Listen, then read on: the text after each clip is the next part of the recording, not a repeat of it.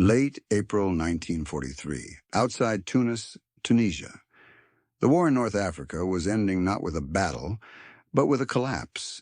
Among the olive groves west of the city, Allied reconnaissance units stumbled upon what intelligence officers would later describe as the most valuable technical windfall of the entire campaign. Hidden between gnarled trees, half sunk in the soft soil, stood an intact German heavy tank, Tiger 712, abandoned yet fully functional. Its 88mm gun pointed toward nothing, its engine silent, its crew gone. No demolition charges, no scuttling attempt. Through the chaos of retreat, one of the Wehrmacht's most feared weapons had been left behind untouched. To Allied eyes, the scene was surreal. For months they had faced scattered reports of invulnerable German tanks destroying everything in sight. Now here it was, immense, immobile, and strangely lifeless. Weighing nearly 57 tons, the Tiger towered above the British engineers who first approached it. Its turret loomed over them like a fortress turret cast in steel. The men could still smell warm oil and cordite in the turret chamber, evidence that it had fought until fuel, not fire, had ended its life. Empty jerry cans lay scattered nearby, their German markings barely visible through the dust. The Allies had not knocked it out. The Germans had simply run dry. Between May 7 and May 13, 1943, Axis forces in Tunisia surrendered, approximately 230,000 German and Italian soldiers. The Afrika Korps, once the pride of German arms, ceased to exist as a fighting force. Among the units destroyed was Schwer Panzerabteilung 501, one of Germany's elite heavy tank battalions. It had brought its Tigers across the Mediterranean only 5 months earlier. 3 Tigers had reached Tunis on November 23, 1942, the first deployment of these machines outside the Eastern Front. More arrived through winter, building strength to 20 operational tanks. Their reputation already preceded them. Soviet reports from Leningrad earlier that year described a weapon capable of destroying T-34s from beyond 2 kilometers.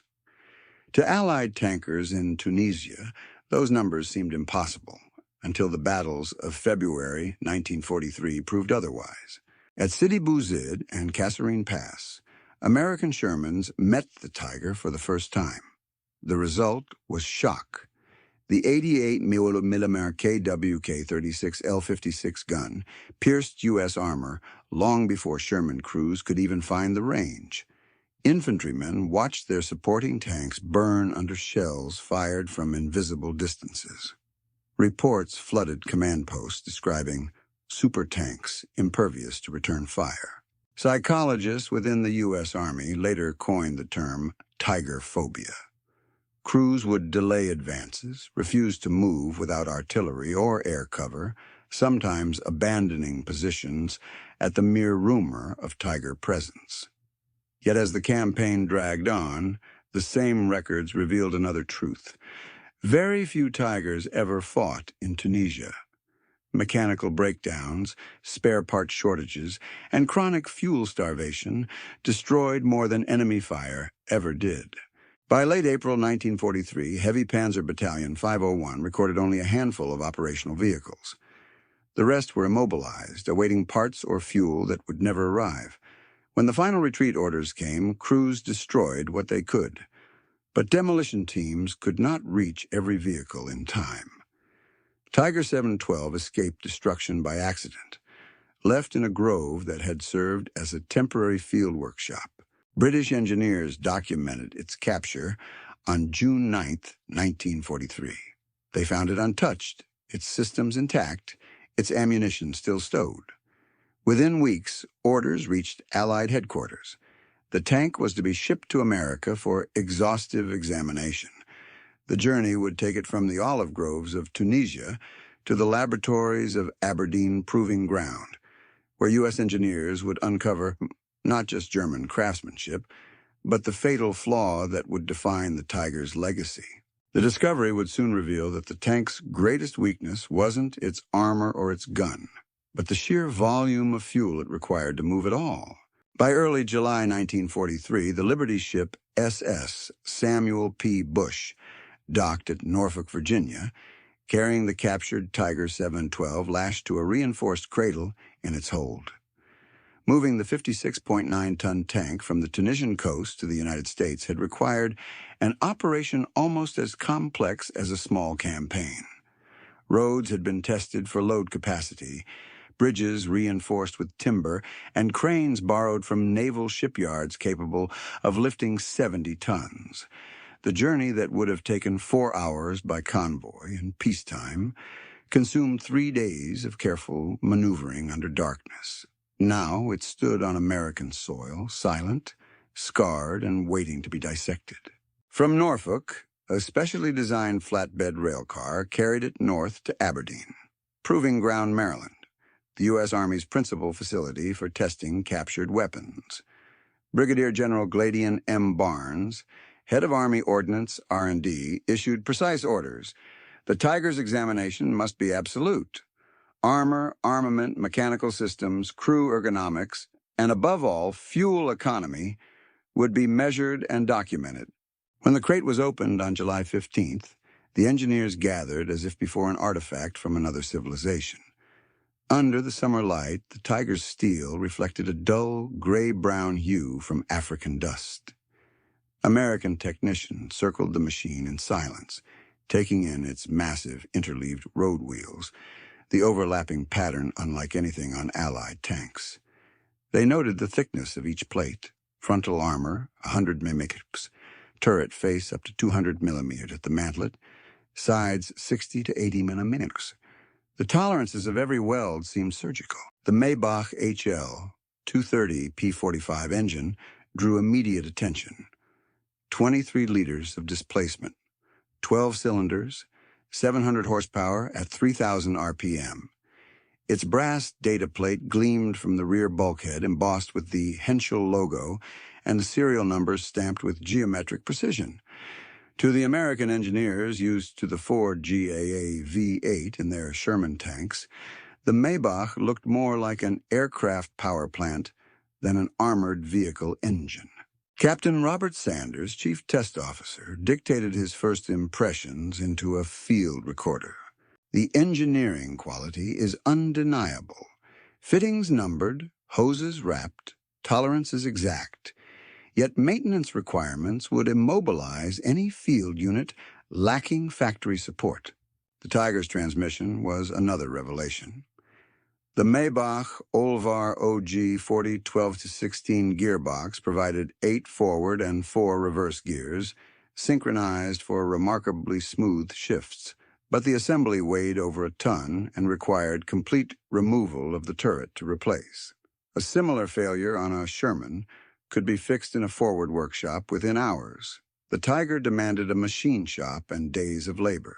Inside the hull, the evaluation team recorded every control. The fighting compartment was painted ivory, elfenbein, reflecting light from a single bulb above the 88 mm breech. The gun itself, the KWK 36L56, impressed even the battle-hardened artillery officers. Firing at 900 ms, it could penetrate 100 mm of armor at 2 kilotons. The optical sight, Zeiss TZF-9B, delivered clarity superior to anything produced in America. Through its glass, an observer could read a newspaper headline at 1,500 mm. Yet this precision came at a cost. Even minor shock could throw the optics out of alignment. Replacement required a factory calibration bench, a luxury unavailable in a frontline repair tent. The Tiger was not a tank designed for rough handling. It was an industrial masterpiece that demanded perfection from its operators. The suspension told a similar story. The interleaved road wheels, 24 per side, distributed weight evenly and provided a remarkably smooth ride.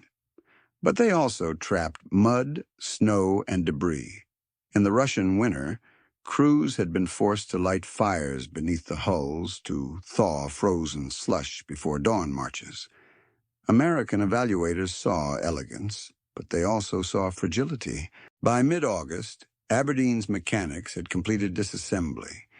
Each component was weighed, measured, and photographed. The written notes filled 6 bound volumes. Sanders summarized his interim findings in a memo to General Barnes. The Tiger embodies the German approach to warfare. Extraordinary craftsmanship, indifferent to cost or practicality. Every element is overbuilt for precision rather than endurance. When the test crews reassembled the tank, they drained and refilled the fuel system under laboratory control. The numbers startled everyone. The Tiger's total fuel capacity, 532 liters across 4 tanks, offered at best 195 kilometers on paved roads. On uneven terrain, that figure collapsed. Even before running a mile, the tank consumed more fuel idling than a Sherman did traversing a kilometer. Aberdeen technicians began comparative calculations. A Sherman's 620-liter supply pushed it 160 kilometers. The Tiger's 532 liters barely carried it 120. On a per-ton basis, the German tank burned nearly 3 times as much fuel. The engineering is beautiful, Sanders wrote, but the arithmetic is terrifying. In the Ordnance Laboratory that evening, General Barnes studied the charts under the dim light of a drafting lamp. So, he murmured, this is the price of perfection. Around him, the team understood what these numbers meant. Every Tiger on the battlefield was an engineering marvel chained to its own appetite. It could dominate any skirmish, but every hour of motion consumed the lifeblood Germany no longer possessed. The U.S. officers left the hangar that night knowing they had found the secret weakness of Germany's most feared weapon, a flaw not of steel or gunpowder, but of mathematics. In the coming weeks, the tests would quantify that flaw with merciless precision, reducing legend to data and proving that even the greatest tank in the world could be undone by the fuel it required to live. The first full-scale fuel trials began on a clear August morning. The Tiger 712, now restored and refitted with standard-grade American gasoline, rolled onto Aberdeen's concrete test track.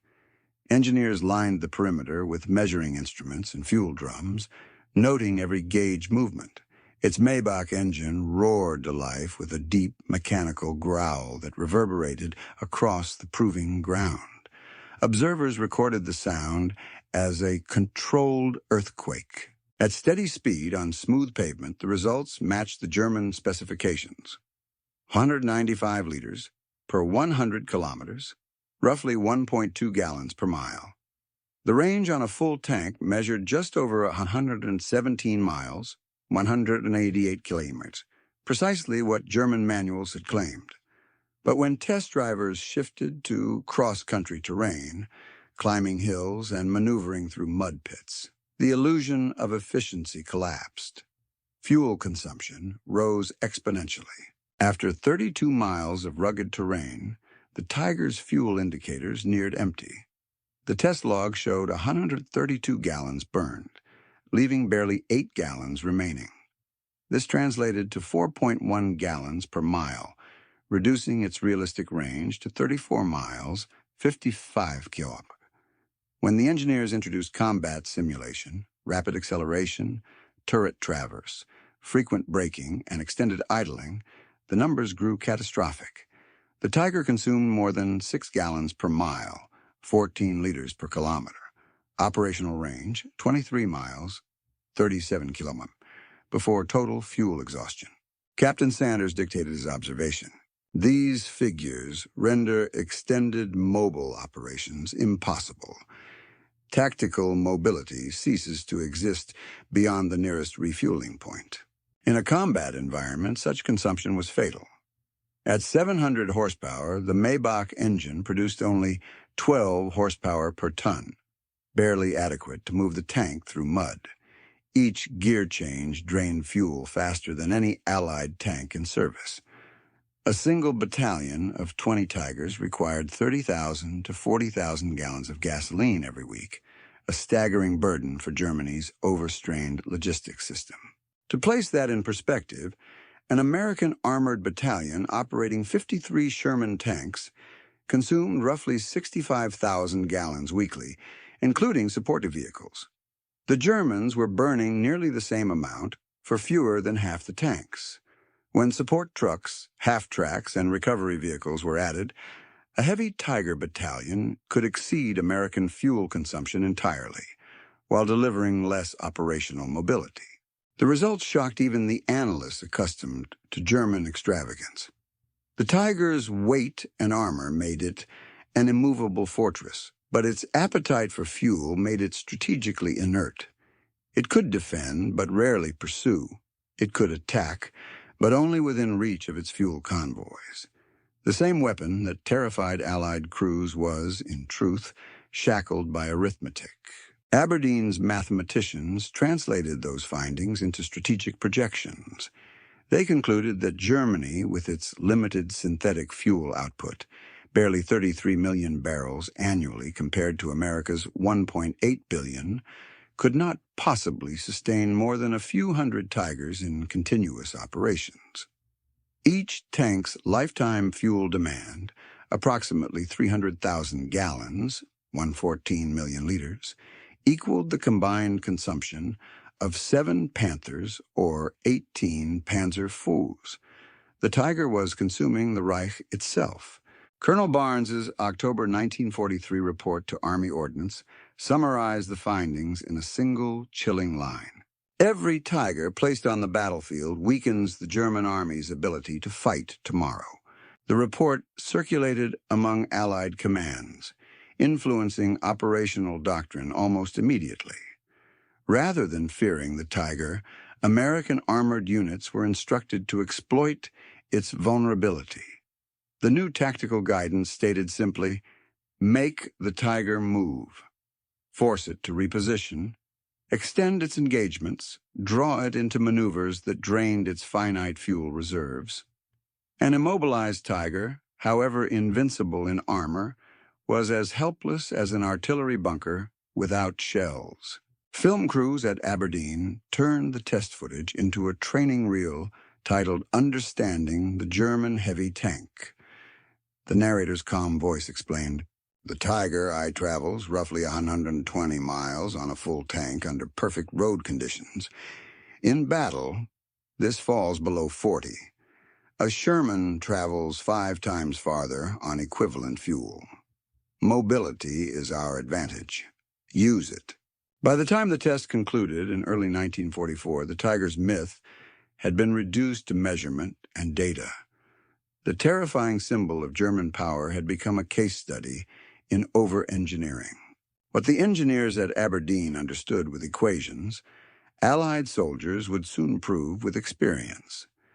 When the next campaigns unfolded, in Normandy, in France, and across Belgium, the Tiger's magnificent gun and armor would not save it from its own hunger. It would lose not to firepower, but to exhaustion. The following year, those numbers would become visible across Europe as Tigers sat motionless on roadsides, abandoned by their crews, the once invincible beasts silenced by empty fuel tanks. When Aberdeen's technicians completed the mobility and fuel tests, they turned their attention inward, to the very structure that had made the Tiger a legend. The tank's armor, the precision of its machining, the balance of its firepower. Every surface told a story of genius and delusion in equal measure. Inside the laboratory hangar, the disassembled components gleamed beneath floodlights.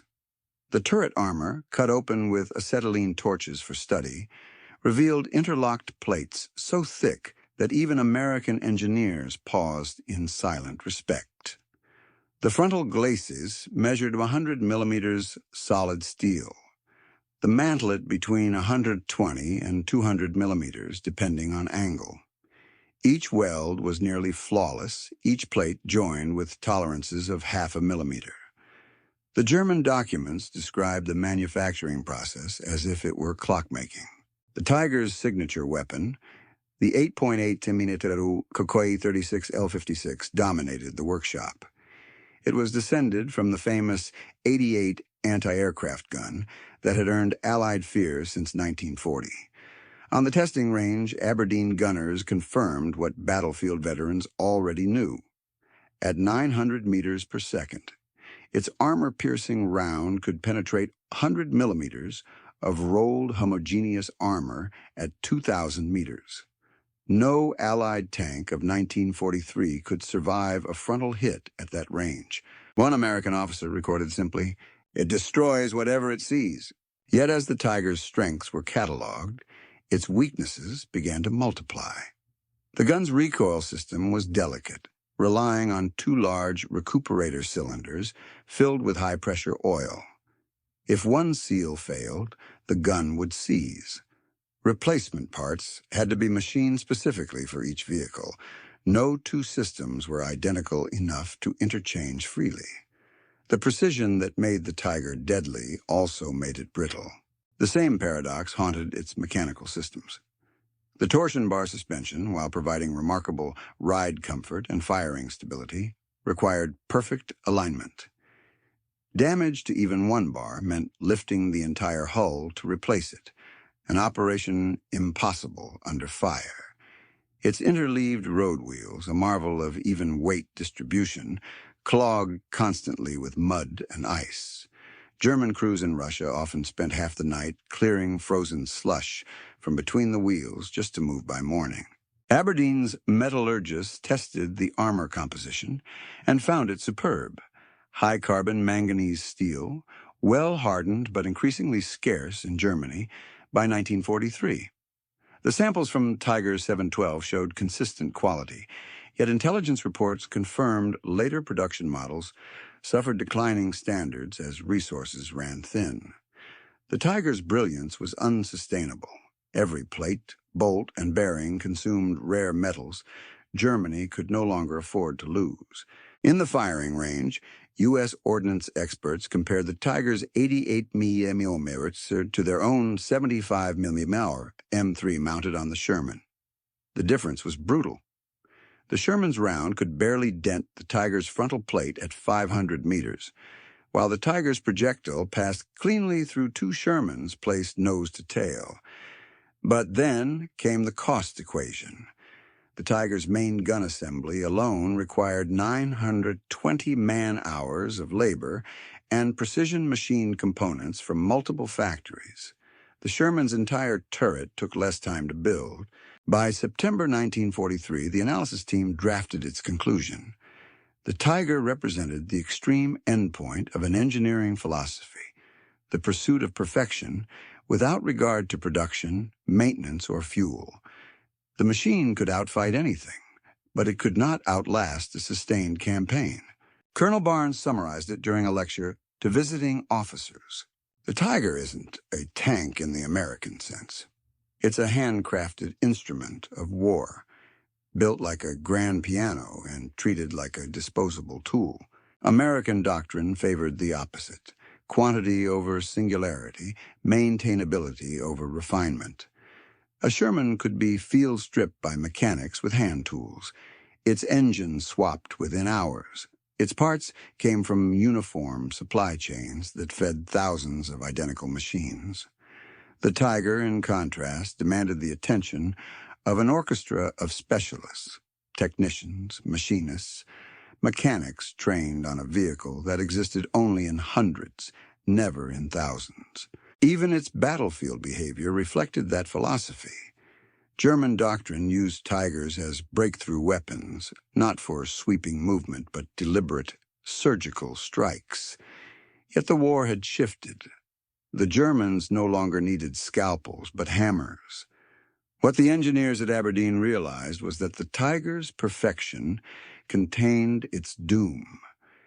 Every precision joint, every layer of armor, every piston designed without compromise amplified its single point of failure: fuel. And in a war increasingly ruled by logistics, complexity itself was the enemy. As General Barnes wrote in the margin of his report, "A perfect machine that cannot endure the dirt, the cold, and the hunger of war is no weapon at all." The next phase of testing would confront the question that haunted every engineer who studied Tiger 7112. How could a nation that built such precision instruments lose to an army of simpler machines? The answer, they would find, lay not in steel, but in the arithmetic of industry and fuel. The Aberdeen data arrived in Washington, just as the War Department compiled its Global Petroleum Assessment for 1943. The numbers framed the Tiger's fate in stark relief. The United States had produced 1.8 billion barrels of crude oil that year, enough to fuel an army, a navy, and an air force fighting across 3 continents. Germany, cut off from overseas sources, produced only 33 million barrels, most of it synthetic, extracted through a process that consumed more coal than it yielded in fuel. For the Tiger, those figures were not abstract statistics. They were its death sentence. The tank's consumption rates, measured at Aberdeen, demanded more gasoline than Germany could ever deliver to the front. To keep one Tiger battalion of 20 tanks operational for a week required 40,000 gallons, 151,000 liters, fuel that had to be shipped by train, then trucked, often by horse-drawn cart, to front-line units under constant Allied air attack. In the deserts of Tunisia, it had already proved impossible. In Russia, it became suicidal. Fuel convoys were ambushed daily. Depots burned under fighter-bomber attacks. German quartermasters recorded that only half of all fuel shipments reached armored divisions intact. The rest vanished into the sky in clouds of smoke. By 1944, Allied air superiority made movement itself a liability. German commanders hid fuel trucks in barns or forests during the day, moving them only at night. The Luftwaffe's dwindling presence meant that every convoy risked annihilation from above. Tigers, immobile without constant resupply, often became stationary bunkers, formidable in defense, useless in maneuver. The situation mirrored Germany's industrial disparity. American refineries produced more high-octane fuel in a month than Germany could synthesize in a year. Allied bombers, guided by intelligence from captured documents, began targeting the Leuna, Politz, and Blechhammer synthetic plants. Each raid crippled another fraction of the Reich's lifeline. By mid-1944, Germany's total daily fuel output had fallen below 50,000 barrels, less than the U.S. Army consumed every 4 hours. Aberdeen analysts traced the Tiger's logistics backward through those numbers, mapping the path from battlefield to refinery. They calculated that for every Tiger moving 10 miles, an entire logistics network of trains, trucks, and refineries labored behind it. The Wehrmacht had built a masterpiece of engineering, but it existed at the wrong end of an equation that no battlefield victory could alter. When American intelligence cross-referenced these studies with captured German records, the pattern became undeniable. Heavy tank battalions reported less than 40% operational readiness, even in calm periods, not because of enemy action, but because there was simply no fuel to fill their tanks. A diary from Heavy Panzer Battalion 503, recovered near Kiev, told the story plainly. Fuel convoy delayed. 3 Tigers immobilized. Crews wait beside vehicles, guarding them like graves. In Italy, another report from Battalion 504 described Tigers arriving by train, unloaded for an offensive, then sitting for weeks while headquarters allocated enough gasoline to move them 15 kilometers. When the Allies landed in Normandy in June 1944, these figures became visible across the French countryside. American and British reconnaissance units photographed columns of Tigers and Panthers abandoned beside intact roads. Many showed no signs of combat damage. Their crews had destroyed radios, smashed optics, and fled on foot, leaving the beast behind, perfect, motionless, empty. To American ordnance officers reading these reports, the correlation was mathematical and merciless. Each Tiger burned 3 to 6 gallons per mile. Each German refinery produced less every week. The outcome was inevitable. No army, no matter how disciplined or skilled, could fight when its tanks outdrank its economy. At the Pentagon, Colonel Barnes summarized the discovery in language that would echo for decades. Logistics, not armor, decides the longevity of empires. He ordered that the Aberdeen data be distributed to armored schools and command colleges across the country. The Tiger was to become a case study in strategic overreach, a weapon too perfect to exist in an imperfect world. As the war turned decisively against Germany, those lessons would materialize on every front. Wherever Tigers appeared, fuel shortages followed. Wherever fuel ran out, the Tigers died where they stood. The next phase of the Allied study would examine the battlefield records themselves, how the Tiger's brilliance translated into mechanical exhaustion, and ultimately, how the crews who fought within them came to understand that perfection had trapped them in defeat. Across every front where the Tiger fought, the same story repeated itself. Triumph measured in minutes, failure measured in miles. The tank could win any single engagement, but it could not survive a campaign. Allied intelligence officers began compiling field reports to match the Aberdeen data with battlefield evidence. The result was not a technical study anymore. It was a chronicle of exhaustion. At Kursk in July 1943, where Germany launched its largest armored offensive, fuel convoys stretched back nearly 160 kilometers from the front. Tigers from the 2nd SS Panzer Corps fought ferociously for hours, smashing Soviet T-34s with devastating accuracy. But by the third day, half the battalion sat motionless, not destroyed, empty. Field repair logs listed no fuel as the cause of combat loss, more often than enemy fire. Crews siphoned gasoline from damaged vehicles to keep a handful of Tigers moving.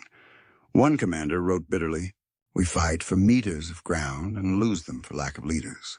When the Red Army counterattacked, the immobile Tigers became steel monuments. Destroyed by artillery, they could no longer evade. In Normandy, the pattern reappeared under new conditions. By the summer of 1944, Allied air power ruled the sky. Any German movement by day risked annihilation. Heavy Panzer Battalion 101, attached to the 1st SS Panzer Division, reported excellent gunnery results. 16 Shermans and 3 Cromwells destroyed in one action. But the victory lasted only hours. The battalion diary for July 8th recorded, "Fuel exhausted after 4 hours of combat. All tanks halted, awaiting replenishment." They waited 2 days. The fuel never arrived. The entry for July 10th read simply, "Positions abandoned." Further south, Battalion 503 in Italy recorded identical troubles. During the defense of Anzio, Tigers were restricted to defensive roles only. Orders from headquarters prohibited pursuit of retreating Allied forces due to insufficient fuel reserves. The best armored vehicles in Europe sat behind stone walls, their engines cold, while the war moved past them. Even on the Western Front's final offensive, the Ardennes, December 1944, fuel became the deciding factor before a single Tiger was destroyed in combat. German planning assumed capture of Allied fuel depots along the advance route. When those depots were defended or destroyed, the offensive collapsed. Major Hal D. McCown, an American officer captured by Kampfgruppe Piper, later testified, "The German tankers talked more about gasoline than ammunition. They had guns and shells, but nothing to make them move."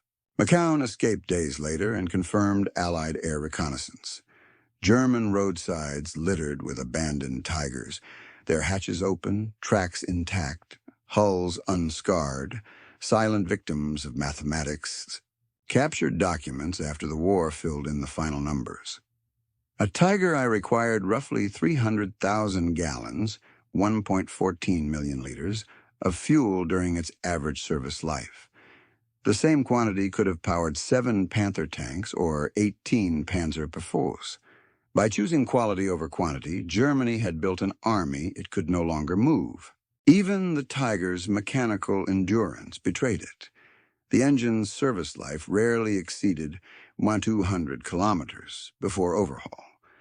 Gearboxes failed under the immense torque, torsion bars fractured, and final drives sheared teeth from their gears. Field workshops often lacked cranes strong enough to lift the assemblies. Many crews destroyed their tanks simply to prevent capture, even when the machines were mechanically perfect, but immobilized by fuel or parts. In letters intercepted by Allied censors, German soldiers described the paradox with grim poetry. One sergeant wrote to his wife, "Our Tiger is like a lion without legs, the strongest beast in the forest, but it cannot chase its prey." For the American officers studying these reports, the symbolism was unmistakable. The Tiger represented the entire German war effort, technically brilliant, tactically formidable, strategically unsustainable. Each engagement became a metaphor for the Reich itself, powerful in the moment, collapsing over distance and time. By early 1945, as Allied forces crossed the Rhine, hundreds of Tigers stood abandoned from Normandy to Berlin, their engines drained and their crews scattered. The war had reduced them to sculptures of rusting steel. At Aberdeen, Colonel Barnes reviewed these final field reports in March 1945 and dictated the conclusion that would become standard reading in every post-war staff college. The Tiger tank is a weapon of exquisite tactical design and catastrophic strategic conception. It achieves victory only at the speed its fuel can deliver, and that distance is not enough to win a modern war. The next analysis would quantify that imbalance even further, reducing the myth to arithmetic: how many Tigers Germany could build, how long they could run, and how America's factories and refineries had already decided the outcome before a single gun was fired. By spring 1945, the Tiger's reputation had become a paradox: feared on the battlefield, but doomed on the production line.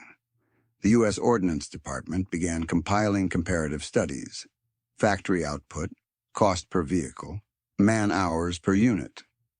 The arithmetic revealed that Germany had never stood a chance against industrial scale. Total production of the Tiger. I stopped at 1,247 tanks. In the same period, the United States built 49,234 Sherman tanks, nearly 40 for every Tiger ever produced. Each Tiger required 300,000 man-hours of labor. A Sherman rolled off the line after 55,000. Even before accounting for fuel or maintenance, the Tiger consumed 6 times the human effort for a single machine that could not be replaced once lost. The comparison extended beyond labor. The Tiger's production cost reached 250,000 Reichsmarks, roughly 33,000 US dollars at wartime exchange rates. A Sherman cost nearly the same in dollars, but America's economy could absorb millions of such expenditures. Germany's could not.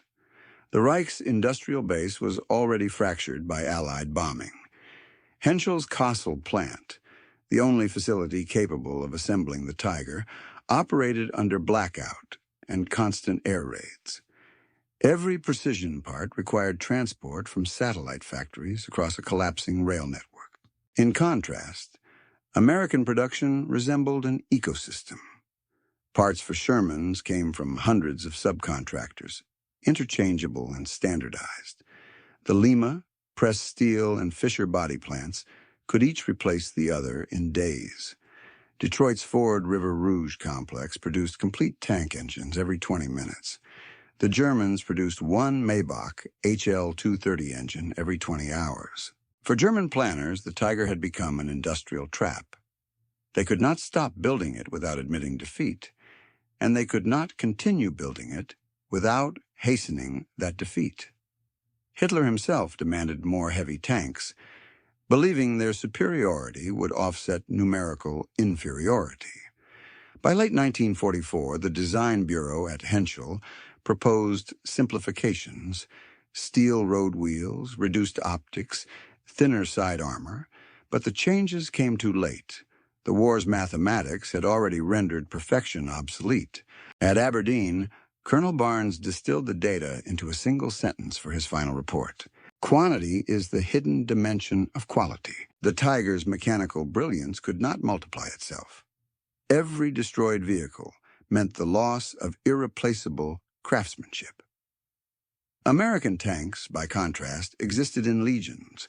In Normandy, for every Tiger destroyed, Allied workshops delivered replacements faster than the Germans could count their losses. Captured German officers later confirmed the hopeless arithmetic. Major Franz von Schiller, former operations officer of Panzer Lehr Division, told Allied interrogators in May 1945, "We never feared your tanks, we feared your factories." That statement echoed through post-war analysis. Logistics officers calculated that American industry had produced more tonnage of armor, trucks, and spare parts in 1944 alone than Germany manufactured in the entire war. Steel, fuel, rubber, copper, every material the Reich rationed existed in American warehouses by the millions of tons. The Tiger symbolized what Germany had become by 1944. A nation of engineers fighting an empire of manufacturers. Each Tiger was a monument to precision, but also to misplaced priorities. It embodied a mindset that believed one perfect machine could reverse an ocean of numbers. As the U.S. Army reviewed the Aberdeen findings, a quiet realization spread among officers and engineers alike. Wars were no longer decided by singular weapons or heroic design, but by the industrial mathematics of victory. America's logistical discipline, its assembly lines, and its petroleum reserves had already determined the outcome before the Tiger ever reached a battlefield. When Allied investigators inspected the ruins of Henschel's Castle factory in April 1945, they found unfinished hulls half-assembled beneath collapsed roofs. Machine tools lay buried in rubble, workers' ledgers still open beside lathes frozen mid-turn.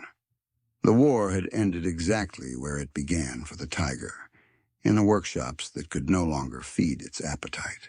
The engineers who once built the most advanced tank in the world watched as their masterpiece became a relic.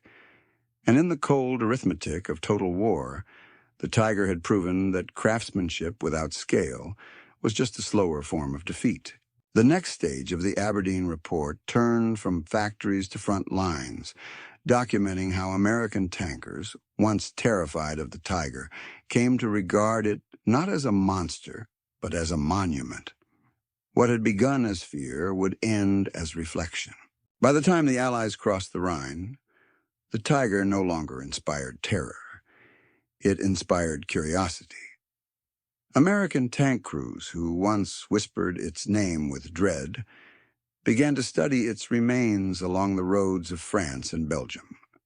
They found them everywhere, stranded in ditches, burned at crossroads, hulks half buried in mud with hatches open. Crews would climb inside, examining the empty shell like archaeologists exploring a fallen idol. At first, they treated the captured Tigers with awe. The massive breech of the 88mm gun, the dense armor, the intricate optics, all spoke of a civilization of engineers. But the more they looked, the more they understood that this machine, for all its majesty, had failed where it mattered most. Beneath the precision, it lacked endurance. Beneath the power, it lacked purpose. In September 1944, a platoon of the 2nd Armored Division encountered a disabled Tiger near the village of Mortagne. The gun was loaded, the radio tuned to a dead frequency, the crew's ration tins still open.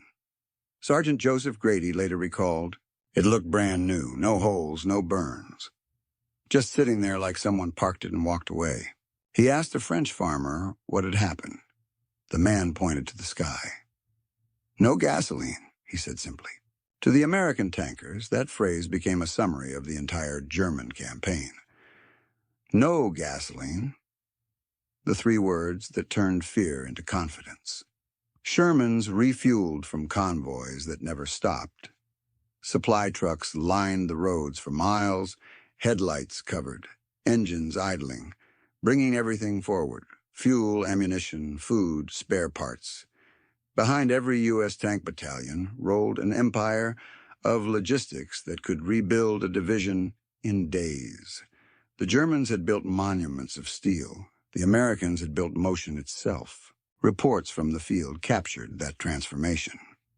After-action reviews in late 1944 noted that U.S. armored units had begun outmaneuvering Tigers deliberately, forcing them into extended chases, then cutting off their fuel convoys. Once the German tanks stalled, artillery and fighter bombers finished the work.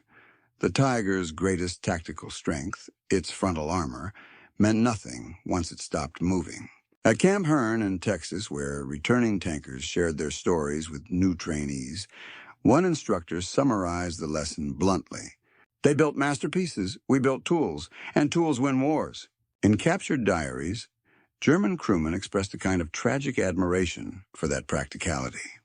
One Tiger commander, Oberfeldwebel Kurt Fechter, wrote in December 1944, "Our tank is superior in every way except in how long it can live." The Americans fix their machines like farmers fix plows. They do not worship them, they use them.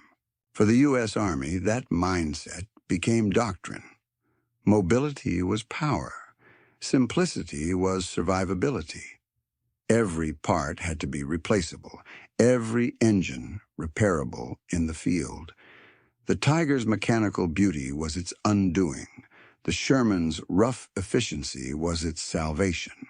In early 1945, as the last German armor retreated toward the Rhine, American columns advanced 210 kilometers in 7 days. Tigers could move no more than 40 kilometers before their fuel trucks collapsed behind them. The contrast was visible from the air. Allied convoys stretched like metallic rivers, while the German roads were graveyards of stalled machines. Those who had once feared the Tiger now felt a kind of detached respect. Lieutenant Charles Neely, a tanker from the 3rd Armored Division, later wrote, "We stopped being afraid when we understood it. The Tiger wasn't invincible. It was impossible." When the war ended, American ordnance officers shipped several captured Tigers to proving grounds across the United States. Soldiers visited them like museums of a vanished empire, marvels of design that could not endure the weight of their own perfection. For many tankers, the Tiger became not a symbol of enemy might, but of the limits of engineering without pragmatism. And as the war's smoke cleared, the engineers who had dissected Tiger 712 prepared their final report, a document not about tactics or armor, but about philosophy, how abundance, not complexity, had become the ultimate weapon of modern war. In the spring of 1945, as Germany crumbled, the reports from Aberdeen were compiled into a final assessment. It was not a celebration of victory, but a reflection. The engineers who had studied Tiger 712 realized that what they held in their hangars was more than a captured enemy tank. It was a monument to an entire way of thinking that had collapsed under its own weight. Their summary began with the simple truth uncovered through months of testing. The Tiger's maximum range, 120 miles, 193 kilometers, on a full tank under perfect conditions, fell to less than 30 miles, 48 kilometers in combat. Its 700 horsepower Maybach engine devoured 6 gallons per mile when maneuvering, reducing Germany's most powerful weapon to a logistical liability. It was, Colonel George B. Jarrett wrote, a masterpiece that could not afford to move. The Tiger's fate mirrored that of the nation that built it. German industry could produce precision, but not permanence. Factories could build the strongest tanks in the world, but they could not fuel them, replace them, or sustain them. Perfection in war had proven a form of weakness. After the war, Tiger 712 remained at Aberdeen Proving Ground. its sides cut open for students to see the anatomy of its failure. For 46 years, it stood as a classroom exhibit, teaching generations of officers that tactics and bravery meant little without supply lines, fuel convoys, and production numbers to match. When it was transferred to Fort Moore, Georgia in 1989, its 88 millimeter gun was long silent, its Maybach engine sealed forever, yet its lesson remained clear. The post-war world absorbed that lesson completely. The United States built its next generation of tanks, first the M48 Patton, later the M60 and M1 Abrams, not as monuments but as machines designed to endure. Each one balanced power with range, protection with fuel efficiency, precision with practicality. The M1 Abrams, nearly 70 tons and turbine-driven, could still travel over 480 kilometers on internal fuel, 4 times the Tiger's reach. Every bolt and bearing in those designs carried the memory of a captured tank that had once run out of gasoline in a Tunisian grove. In post-war staff colleges, the Tiger became a case study not in engineering brilliance, but in logistical failure. Lecturers cited it beside Napoleon's wagons and the Soviet winter of 1941 as evidence that no army, however gifted, survives its own shortages. A tank that cannot reach the battlefield, one instructor told his students, is not a weapon. It is sculpture. Oh, Colonel Jarrett's final words in his 1945 report closed the file on Tiger 712 and on an era. The German Tiger achieved all that its designers promised tactically. It delivered dominance in battle. But war is not a single battle. It is the endurance of thousands. This tank could not endure.